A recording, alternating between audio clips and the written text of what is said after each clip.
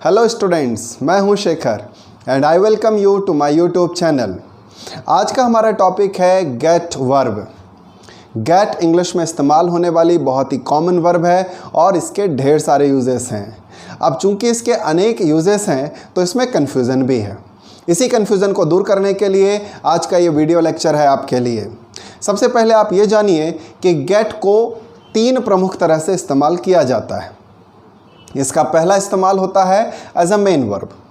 अब main verb ये use होती है, इसका मतलब है प्रेजेंट में ये गेट या गेट्स होगा, पास्ट में गॉट, फ्यूचर में will get, continuous tense getting और परफेक्ट टेंसेस में गॉट या गॉटन के रूप में यूज़ किया जाएगा। सेकंड की बात करते हैं तो ये फ्रेजल वर्ब की तरह से भी इस्तेमाल होता है। फ्रेजल वर्ब का मतलब होता है किसी वर्ब में कोई प्रेपोजिशन या एडवर्ब का इस्तेमाल करके उसे कुछ और शब्द बना देते हैं। फॉर एग्जाम्पल, गेट में अप लगाते हैं, गेट अप का मतलब उठना हो जाएगा। गेट डाउन का मतलब होता है उतरना या नीचे आना। गेट आउट का मतलब होता है बाहर जाना। गेट लॉस्ट का मतलब होता है खो जाना। इस तरह गेट में अलग अलग शब्द जोड़ने पर कुछ और ही मीनिंग निकल आते हैं। ये इसका फ्रेजल वर्ब के रूप में यूज़ है। इसका तीसरा यूज़ होता है एज अ कॉजेटिव वर्ब। अब ये क्या होता है इसी लेसन में हम आगे समझेंगे। तो शुरू करते हैं। सबसे पहले गेट का जो सिंपल मीनिंग है, जो डिक्शनरी पे देखने पर आपको सबसे पहले मिलेगा, वो है प्राप्त करना, हासिल करना, लेना, पाना, टू रिसीव, टू ऑब्टेन। ये गेट का हमारा पहला इस्तेमाल होता है। तो जब भी हम किसी वाक्य में गेट को नॉर्मली देखेंगे तो यही इस्तेमाल उसका रहेगा वहाँ पर। इसको एग्जाम्पल के थ्रू समझते हैं। मुझे एक मैसेज मिला, सिंपल पास्ट टेंस का ये वाक्य हुआ, आई गॉट अ मैसेज।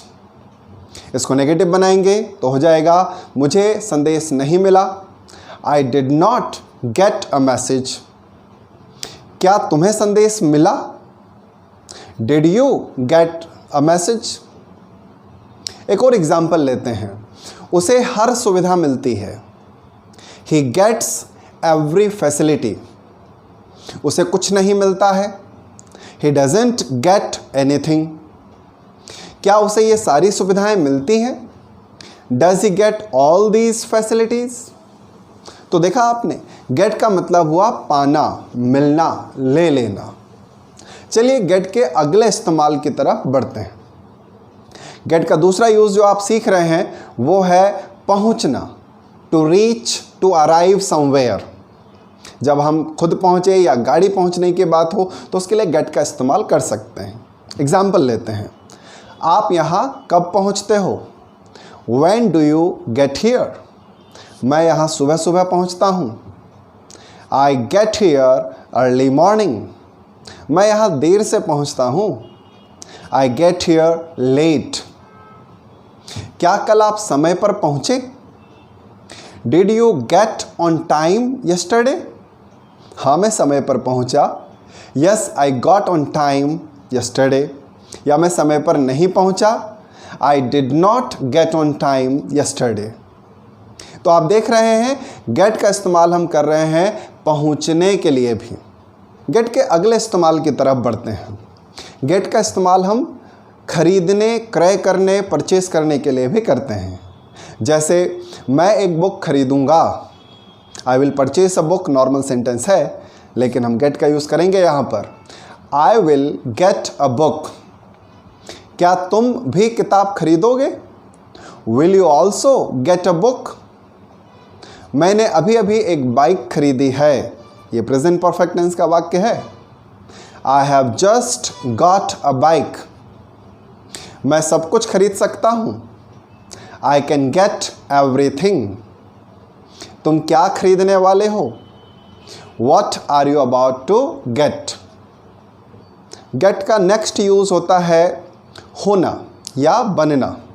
जब हम स्टेट ऑफ चेंज की बात करते हैं, जब हम बदलाव की बात करते हैं, तब हम वहाँ पर गेट का इस्तेमाल करते हैं।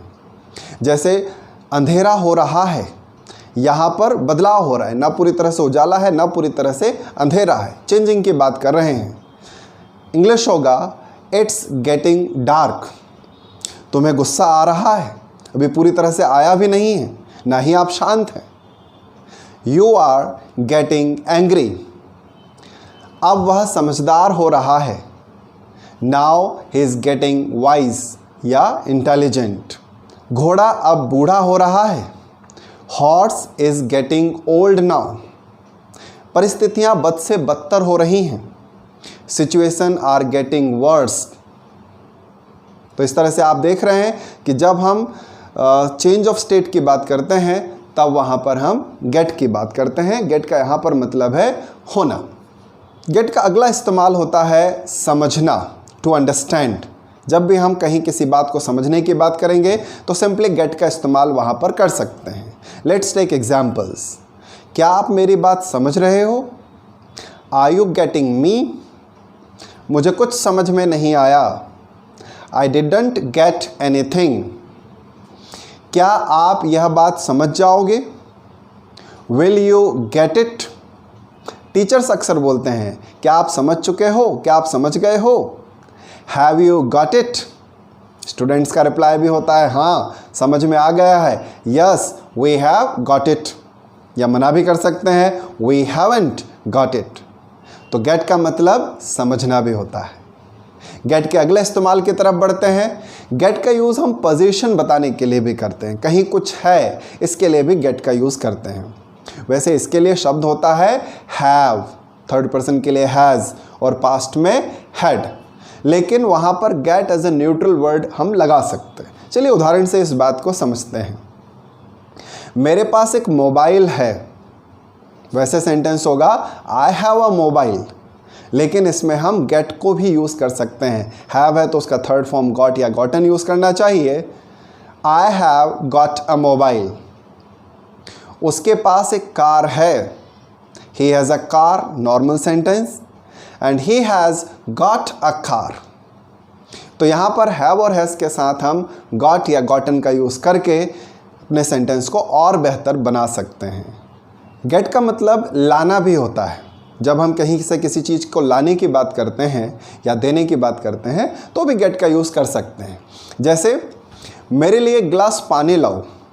Gate me a glass of water. क्या तुम बाज़ार से सब्जी ले आओगे?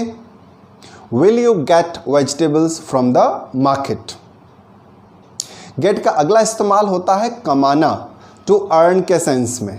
जब भी हम किसी की कमाई की बात करते हैं तो वहाँ पर अर्निंग ना बोलते हुए सीधे सीधे गेट का शब्द भी यूज़ कर सकते हैं। जैसे वह कितना कमाता है, नॉर्मल सेंटेंस होगा how much does he earn, लेकिन लोग अक्सर पूछते हैं how much does he gate.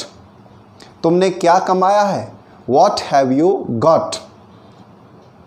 तो ये गेट के कुछ सामान्य यूजेस थे। चलिए गेट को हम एज ए कॉजेटिव वर्ब भी इस्तेमाल करके देखते हैं। वैसे तो इसके लिए हमें डिटेल्ड में पढ़ने की ज़रूरत होगी, लेकिन आज हम एक ओवरव्यू ले रहे हैं, बस ये देख रहे हैं कि इस तरह से भी इस्तेमाल होता है। अगले वीडियोस में इन सब चीज़ों को मैं आपको डिटेल में भी बताऊंगा। फ़िलहाल पहला पॉजिटिव यूज़ पढ़ते हैं, जहां गेट का मतलब होता है दिलाना। जब हम किसी को कोई चीज़ डायरेक्ट देते हैं तो देना बोलते हैं गिव, लेकिन जब यही इनडायरेक्टली हम दिलाते हैं तो उसके लिए शब्द होता है गेट। इसका एक पैटर्न है gate plus person plus thing, यानी कि गेट के बाद किसे दिलाई गई है उस व्यक्ति का जिक्र करेंगे और फिर क्या चीज़ दिलाई गई है उसका जिक्र करेंगे। चलिए कुछ एग्जाम्पल्स के थ्रू इसे समझते हैं। मुझे एक पेन दिलाओ, गेट मी अ पेन। उसे किताबें दिलाओ, गेट हिम बुक्स। हमें कुछ लेटर्स दिलाओ, गेट अस सम लेटर्स। बच्चों को खिलौने दिलाओ, गेट चिल्ड्रन टॉयज़। महिलाओं को नई ड्रेस दिलाओ, गेट वेमेन न्यू ड्रेस। और लोगों को सुविधाएं दिलाओ, गेट पीपल फैसिलिटीज़। एक बात नोट कीजिए यहाँ पर कि गेट के बाद हम पर्सन का नाम लिख रहे हैं जिसने कुछ पाया है, और उसके बाद उस चीज़ का नाम लिख रहे हैं। इस क्रम को हमें चेंज नहीं करना है, अदरवाइज़ आप देख रहे हैं गेट के ढेर सारे यूजेस होते हैं, यहाँ पर भी मीनिंग उसका चेंज हो जाएगा। कुछ हम टेंस के वाक्य बनाते हैं दिलाने के सेंस में। क्या आप मुझे किताबें दिलाते हो? Do you get me books. हाँ मैं आपको किताबें दिलाता हूँ। Yes I get you books. मैं आपको किताबें नहीं दिलाता हूँ। I don't get you books. क्या वह आपको मूवी टिकट्स दिलाता है? Does he get you movie tickets? हाँ, दिलाता है। Yes he gets me movie tickets. नहीं दिलाता है। He doesn't get me movie tickets. क्या पापा ने आपको बाइक दिलाई? Did father get you bike? हाँ, दिलाई। यस फादर गॉट मी अ बाइक। नहीं दिलाई। Father did not gate me a bike. चलिए गेट का अगला यूज समझते हैं। यहाँ पर गेट का मतलब होता है करवाना और ये एक कॉजेटिव वर्ब है। कॉजेटिव वर्ब का मतलब है काम करवाने की बात हो रही है।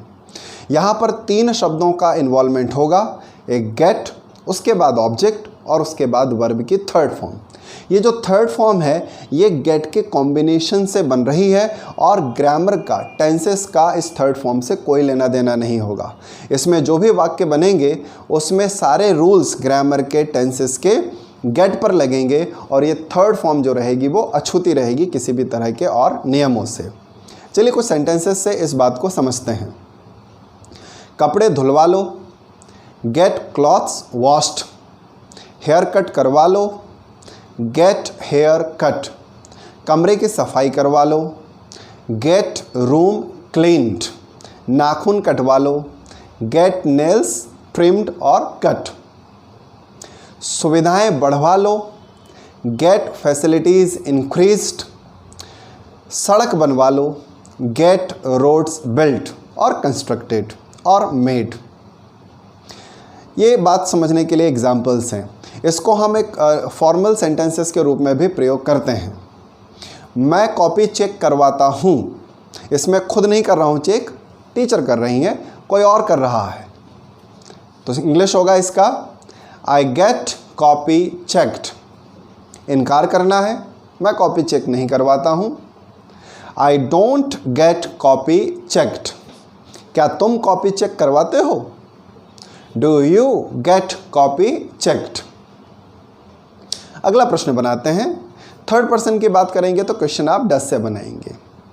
क्या वह घर साफ करवाता है? Does he get house cleaned? हाँ, करवाता है। Yes he gets house cleaned. या नहीं करवाता है, he doesn't get house cleaned.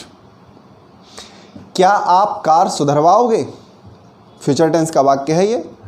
Will you gate car repaired? हाँ, मैं करवाऊंगा। Yes I will gate car repaired. नहीं करवाऊंगा, I will not gate car repaired. तो इन उदाहरणों से आपने गेट को अलग अलग सिचुएशन में समझा। लास्ट के 2 एग्जाम्पल्स जो हमने पढ़े हैं जिसमें गेट का मतलब दिलाना या फिर करवाना होता है, वंस अगेन मैं कहूँगा कि इन्हें डिटेल में पढ़ने की ज़रूरत है। आज हमने सिर्फ ये समझा कि गेट एक ऐसा शब्द है जिसके अनेक इस्तेमाल होते हैं और उन्हें हम एग्जाम्पल्स के जरिए आसानी से समझ सकते हैं। Keep watching these videos, keep learning, keep improving, and don't forget to keep smiling.